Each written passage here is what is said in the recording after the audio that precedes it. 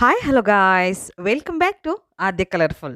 ನಾನು ಸುಮಾ. ಫ್ರೆಂಡ್ಸ್, ಇವತ್ತಿನ ವಿಡಿಯೋದಲ್ಲಿ ಒಂದು ರೆಸಿಪಿನ ನಿಮ್ಮ ಜೊತೆ ಶೇರ್ ಮಾಡ್ತಾ ಇದ್ದೀನಿ. ಪೂರಿ ಚಪಾತಿಗೆ ಸೂಪರ್ ಕಾಂಬಿನೇಷನ್ ಒಂದು ಮಸಾಲ ಆಲೂ ಕರಿಯನ್ನು ನಿಮ್ಮ ಜೊತೆ ಶೇರ್ ಮಾಡ್ತಾ ಇದ್ದೀನಿ. ಸೊ ಈ ಒಂದು ಹೊಸ ವಿಧಾನದಲ್ಲಿ ತಯಾರಿಸಿ ತಿಂದರೆ ಯಾರೂ ಕೂಡ ರುಚಿನ ಮರೆಯೋದಿಲ್ಲ. ಅಷ್ಟು ಟೇಸ್ಟಿಯಾಗಿ ಆಗುವಂಥ ಒಂದು ಮಸಾಲೆ ಇದು. ಸೊ ತುಂಬಾ ಟೇಸ್ಟಿಯಾಗಿ ಆಗುವಂಥ ಒಂದು ರೆಸಿಪಿನ ನಿಮ್ಮ ಜೊತೆ ಶೇರ್ ಮಾಡ್ಕೊಳ್ತಾ ಇದ್ದೀನಿ.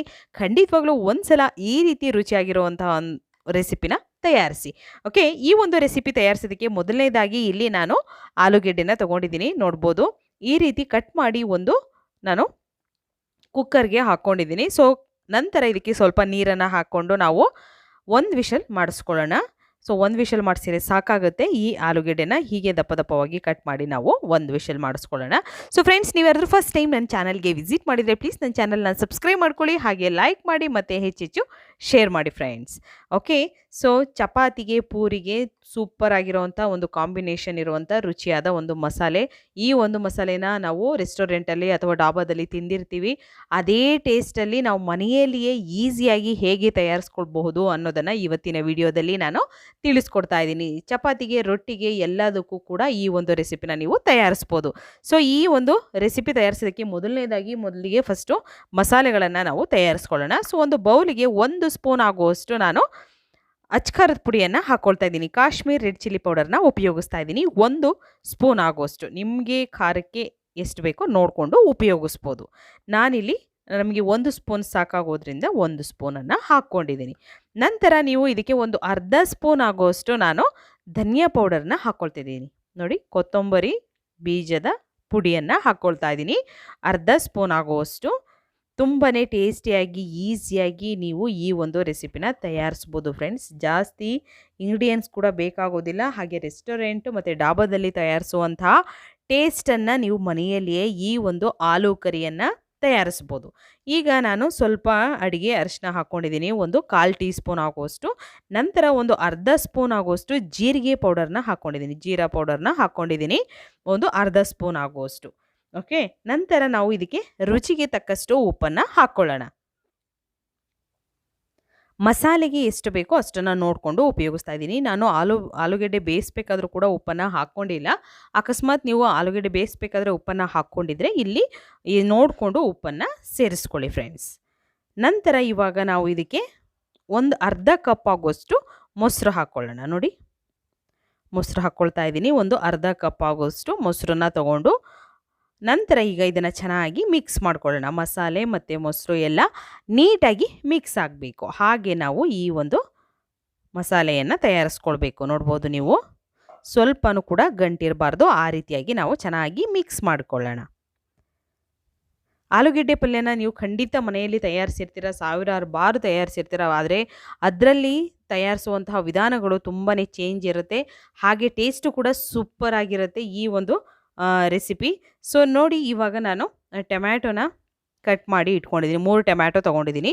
ಸೊ ಹಣ್ಣಾಗಿರೋವಂಥ ಟೊಮ್ಯಾಟೊನ ತೊಗೊಂಡು ಕಟ್ ಮಾಡಿ ನಾನು ಇದನ್ನು ಇಟ್ಕೊಂಡಿದ್ದೀನಿ. ನಂತರ ಒಂದು ಮಿಕ್ಸಿ ಜಾರ್ ತೊಗೊಳ್ಳೋಣ. ಇವಾಗ ಮಿಕ್ಸಿ ಜಾರಿಗೆ ಕಟ್ ಮಾಡಿರೋವಂತಹ ಟೊಮ್ಯಾಟೊನ ಅದಕ್ಕೆ ಹಾಕ್ಕೊಳ್ಳೋಣ.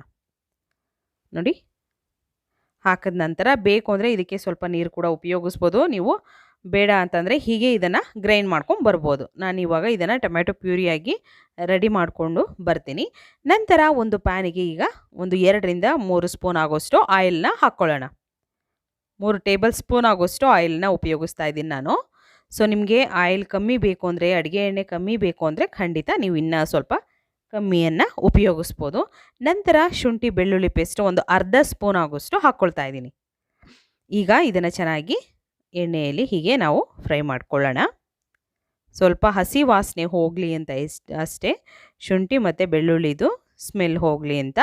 ನಂತರ ಒಂದು 2 ಹಸಿರು ಮೆಣಸಿನಕಾಯಿ ಮತ್ತು ಕರಿಬೇವಿನ ಎಲೆ ಮತ್ತು ಹಸಿರು ಮೆಣಸಿನಕಾಯಿನ ಹಾಕ್ಕೊಂಡು ಅದನ್ನು ಕೂಡ ಫ್ರೈ ಮಾಡ್ಕೊಳ್ತಾ ಇದ್ದೀನಿ. ಹಸಿರು ಮೆಣಸಿನಕಾಯಿನ ನಾನು ಸಣ್ಣಗೆ ಉದ್ದುದ್ದಕ್ಕೆ ಕಟ್ ಮಾಡ್ಕೊಂಡಿದ್ದೀನಿ. ನಂತರ ಈಗ ಮಸಾಲೆ ರೆಡಿ ಮಾಡಿರುವಂತಹ ಮಸಾಲೆ ಇದೆಯಲ್ಲ, ಈ ಮಸಾಲೆಯನ್ನು ನಾವು ಈ ಒಂದು ಪಾತ್ರೆಗೆ ಹಾಕ್ಕೊಳ್ಳೋಣ. ನೋಡಿ, ಈ ಪ್ಯಾನಿಗೆ ಹಾಕ್ಕೊಳ್ತಾ ಇದ್ದೀನಿ ಮಸಾಲೆನ ನಾನು. ಈ ರೀತಿ ಹಾಕ್ಕೊಂಡ ನಂತರ ನಾವು ಈಗ ನೀರೇನು ಕೂಡ ಹಾಕಬೇಡಿ ತಕ್ಷಣಕ್ಕೆ. ಈಗ ಇದನ್ನು ಚೆನ್ನಾಗಿ ಮಸಾಲೆಯನ್ನು ನಾವು ಬೇಯಿಸ್ಕೋಬೇಕು. ಎಣ್ಣೆಯಲ್ಲಿ ಚೆನ್ನಾಗಿ ಬೇಯಿಸಿದಷ್ಟು ಅದು ತುಂಬಾ ಟೇಸ್ಟಿಯಾಗಿ ಬರುತ್ತೆ. ಯಾವುದೇ ಒಂದು ರೆಸಿಪಿ ಮಾಡಬೇಕಾದ್ರೆ ನಾವು ಮಸಾಲೆಯನ್ನು ತುಂಬ ಚೆನ್ನಾಗಿ ಎಣ್ಣೆಯಲ್ಲಿ ಫ್ರೈ ಮಾಡಬೇಕು. ಆಗ ಯಾವುದೇ ರೀತಿ ನಾವು ಒಂದು ವೆಜ್ ಬಿರಿಯಾನಿ ಆಗಲಿ ಅಥವಾ ಸಾಂಬಾರಾಗಲಿ ಅಥವಾ ಯಾವುದೇ ಒಂದು ರೆಸಿಪಿಗಳಾಗಲಿ ನೀವು ಎಣ್ಣೆಯಲ್ಲಿ ನೋಡಿ ಈ ರೀತಿ ಮೇಲ್ಗಡೆ ಎಣ್ಣೆ ತೇಲಿ ಬರಬೇಕು, ಅಲ್ಲಿವರೆಗೂ ನಾವು ಮಸಾಲೆನ ಫ್ರೈ ಮಾಡ್ಕೋಬೇಕು. ಓಕೆ, ಅದನ್ನು ಒಂದು ಸೈಡ್ ಇಟ್ಬಿಡೋಣ. ನಂತರ ಇಲ್ಲಿ ಇನ್ನೊಂದು ಪ್ಯಾನ್ ತೊಗೊಂಡಿದ್ದೀನಿ. ಇದಕ್ಕೆ ಒಂದು 2 ಸ್ಪೂನ್ ಆಗೋಷ್ಟು ಆಯಿಲ್ ಹಾಕ್ಕೊಂಡಿದ್ದೀನಿ ನಾನು. ಜಾಸ್ತಿ ಬೇಡ, ಇದಕ್ಕೆ ಸ್ವಲ್ಪ ಆಯಿಲ್ ಇದ್ದರೆ ಸಾಕು. ನಂತರ ಇವಾಗ ನಾವು ಇದಕ್ಕೆ ಒಂದು ಈರುಳ್ಳಿಯನ್ನು ಸಣ್ಣದಾಗಿ ಕಟ್ ಮಾಡಿ ನಾನು ಹಾಕ್ಕೊಂಡಿದ್ದೀನಿ. ನೋಡಿ, ದೊಡ್ಡ ಸೈಜಲ್ಲಿರೋಂಥ ಒಂದು ಈರುಳ್ಳಿಯನ್ನು ಸಣ್ಣದಾಗಿ ಕಟ್ ಮಾಡಿ ನಾನು ಈ ರೀತಿ ಹಾಕ್ಕೊಂಡಿದ್ದೀನಿ. ಈಗ ನಾವು ಈ ಒಂದು ಈರುಳ್ಳಿಯನ್ನು ಚೆನ್ನಾಗಿ ಒಂದು 2 ಸೆಕೆಂಡ್ವರೆಗೂ ಫ್ರೈ ಮಾಡ್ಕೋಬೇಕು.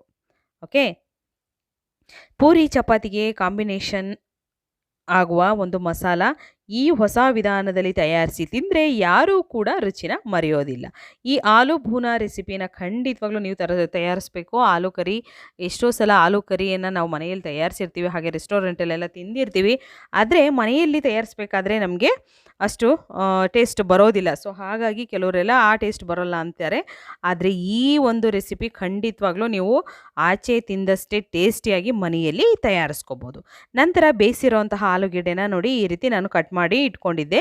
ಸೊ ಕಟ್ ಮಾಡಿರೋಂತಹ ಆಲೂಗೆಡ್ಡೆನೂ ಕೂಡ ಇವಾಗ ನಾವು ಈ ಈರುಳ್ಳಿಯಲ್ಲಿ ಹಾಕಿ ಫ್ರೈ ಮಾಡ್ಕೊಂಡಿದ್ದೀವಿ. ಈ ರೀತಿ ಫ್ರೈ ಮಾಡಿದ ನಂತರ ಒಂದು ನಿಮಿಷದವರೆಗೂ ಫ್ರೈ ಮಾಡಿಕೊಂಡ್ರೆ ಸಾಕು. ನಂತರ ಈಗ ಮಸಾಲೆಗೆ ನಾವು ಹಾಕ್ಕೊಳ್ಳೋಣ. ನೋಡಿ, ಮಸಾಲೆಗೆ ಈ ರೀತಿ ಎಣ್ಣೆ ಬಿಟ್ಕೋಬೇಕು, ಆವಾಗ ಮಸಾಲೆ ಚೆನ್ನಾಗಿ ಫ್ರೈ ಆಗಿದೆ ಅಂತ ಅರ್ಥ. ನೋಡಿದ್ರಲ್ಲ, ಈ ರೀತಿ ನಾನು ಫ್ರೈ ಮಾಡ್ಕೊಂಡಿದ್ದೀನಿ. ಸೊ ಇವಾಗ ಇದಕ್ಕೆ ನಾವು ಟೊಮ್ಯಾಟೊ ಪ್ಯೂರಿನ ಹಾಕ್ಕೊಳ್ಳೋಣ. ರುಬ್ಬಿರೋಂತಹ ಟೊಮ್ಯಾಟೊ ಇತ್ತಲ್ಲ, ಸೊ ಅದನ್ನು ನಾನು ಹಾಕ್ಕೊಳ್ತಾ ಇದ್ದೀನಿ.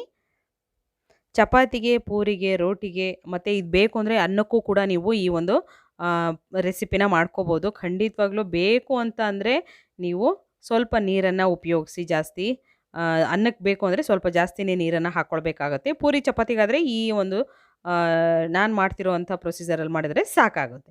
ನಂತರ ನಾನು ಇದಕ್ಕೆ ಸ್ವಲ್ಪ ನೀರನ್ನು ಕೂಡ ಹಾಕ್ಕೊಳ್ತಾ ಇದ್ದೀನಿ. ನೀರನ್ನು ಹಾಕಿದ ನಂತರ ಚೆನ್ನಾಗಿ ಮಿಕ್ಸ್ ಮಾಡಿಕೊಂಡು ಇದನ್ನು ಒಂದು 2 ರಿಂದ 3 ನಿಮಿಷದವರೆಗೂ ಚೆನ್ನಾಗಿ ಇದನ್ನು ನಾವು ಬೇಯಿಸ್ಕೋಬೇಕಾಗತ್ತೆ. ಯಾಕೆಂದರೆ ಟೊಮ್ಯಾಟೊ ಪ್ಯೂರಿ ಕೂಡ ನಮಗೆ ಮಸಾಲೆಯಲ್ಲಿ ನೀಟಾಗಿ ಹೊಂದಬೇಕು. ನಂತರ ಕಸೂರಿ ಮೆಥಿನ ಹಾಕ್ಕೊಳ್ತಾ ಇದ್ದೀನಿ. ಸ್ವಲ್ಪ ನಾನು 1 ಟೇಬಲ್ ಸ್ಪೂನ್ ಆಗುವಷ್ಟು ತೊಗೊಂಡಿದ್ದೀನಿ ಕಸೂರಿ ಮೆಥಿನ. ಸೊ ನಂತರ ಮಿಕ್ಸ್ ಮಾಡಿಕೊಂಡು ಚೆನ್ನಾಗಿ ಇದನ್ನು ಕೂಡ ಬೇಯಿಸ್ಕೊಳ್ಳೋಣ. ನಂತರ ಇವಾಗ ನಾನು ಆಲೂಗೆಡ್ಡೆ ಫ್ರೈ ಮಾಡಿರೋಂಥ ಆಲೂಗೆಡ್ಡೆ ಇದೆಯಲ್ಲ, ಸೊ ಅದನ್ನು ಕೂಡ ಹಾಕ್ಕೊಳ್ತಾ ಇದ್ದೀನಿ. ಸೊ ಫ್ರೆಂಡ್ಸ್, ನನ್ನ ಇನ್ನೊಂದು ಚಾನಲ್ ಕೂಡ ಇದೆ, ಆದ್ಯ ಕಲರ್ಫುಲ್ ವ್ಲಾಗ್ಸ್ ಅನ್ನೋದು. ಸೊ ದಯವಿಟ್ಟು ನೀವು ಯಾರಾದರೂ ನೋಡಿಲ್ಲ ಅಂದರೆ ಆ ಚಾನಲನ್ನು ಒಂದ್ಸಲ ನೋಡಿ. ಖಂಡಿತ ನಿಮ್ಗೆ ಇಷ್ಟ ಆದರೆ ಚಾನಲ್ನ ಸಬ್ಸ್ಕ್ರೈಬ್ ಮಾಡ್ಕೊಳ್ಳಿ, ಹಾಗೆ ಲೈಕ್ ಮಾಡಿ, ಹೆಚ್ಚೆಚ್ಚು ಶೇರ್ ಮಾಡಿ ಫ್ರೆಂಡ್ಸ್. ಓಕೆ, ಈಗ ಆಲೂಗೆಡ್ಡೆನೂ ಹಾಕಿದ ನಂತರ ಚೆನ್ನಾಗಿ ಮಿಕ್ಸ್ ಮಾಡ್ಕೊಳ್ತಾ ಇದ್ದೀನಿ. ಈ ರೀತಿ ಮಿಕ್ಸ್ ಮಾಡಿದ ನಂತರ ಇದನ್ನು ಕೂಡ 1 ನಿಮಿಷದವರೆಗೂ ನಾವು ಹಾಗೆ ಫ್ರೈ ಮಾಡ್ತಾ ಸ್ಟವ್ನ ಲೋ ಫ್ಲೇಮಲ್ಲಿ ಇಟ್ಕೊಂಡು ಬೇಯಿಸ್ಕೋಬೇಕು. ಸೊ ಯಾಕೆಂದರೆ ಆಲೂಗೆಡ್ಡೆಲೂ ಕೂಡ ಸ್ವಲ್ಪ ಮಸಾಲೆ ಹಿಡೀಲಿ ಅನ್ನೋದಕ್ಕೋಸ್ಕರ. ನಂತರ ಈಗ ಒಂದು ಅರ್ಧ ಕಪ್ ಆಗೋಷ್ಟು ನೀರನ್ನು, ಟೋಟಲಾಗಿ ಒಂದು ಅರ್ಧ ಕಪ್ ನೀರನ್ನು ಹಾಕ್ಕೊಳ್ತಾ ಇದ್ದೀನಿ. ಸೊ ನಿಮಗೆ ಬೇಕು ಅಂದರೆ ಇನ್ನೂ ಸ್ವಲ್ಪ ನೀರನ್ನು ಹಾಕ್ಕೊಳ್ಬೋದು, ಜಾಸ್ತಿ ಗಟ್ಟಿ ಬೇಡ ಅನ್ನೋದಾದರೆ. ಈ ಮಸಾಲ ಆಲೂ ಕರಿ ಸೂಪರ್ ಟೇಸ್ಟನ್ನು ಕೊಡುತ್ತೆ ಫ್ರೆಂಡ್ಸ್. ಖಂಡಿತವಾಗ್ಲೂ ಈ ರೀತಿಯಾಗಿ ಒಂದು ಸಲ ಆದರೂ ತಯಾರಿಸಿ ಹೇಗೆ ಬಂತು ಅಂತ ತಪ್ಪದೆ ನನಗೆ ಕಾಮೆಂಟ್ ಸೆಕ್ಷನಲ್ಲಿ ತಿಳಿಸಿ. ಓಕೆ, ನೋಡಿ ಈ ರೀತಿ ನಾನು ಅದನ್ನು ಫ್ರೈ ಮಾಡಿಕೊಂಡು ಒಂದು ಮುಚ್ಚಳ ಮುಚ್ಚಿ ಒಂದು 2 ರಿಂದ 3 ನಿಮಿಷದವರೆಗೂ ನಾವು ಚೆನ್ನಾಗಿ ಇದನ್ನು ಬೇಯೋದಕ್ಕೆ ಬಿಟ್ಬಿಡೋಣ. ಸೊ ಈ ಆಲೂಗೆಡ್ಡೆ ಜೊತೆ ಬೇರೆ ತರಕಾರಿಗಳನ್ನು ಹಾಕ್ಬೋದಾ ಅಂತ ಕೇಳಿದ್ರೆ ಖಂಡಿತ ನಿಮಗೆ ಬೇಕು ಅಂದರೆ ನೀವು ಕ್ಯಾಪ್ಸಿಕಮ್ ಕೂಡ ಹಾಕ್ಕೋಬೋದು ಇದಕ್ಕೆ.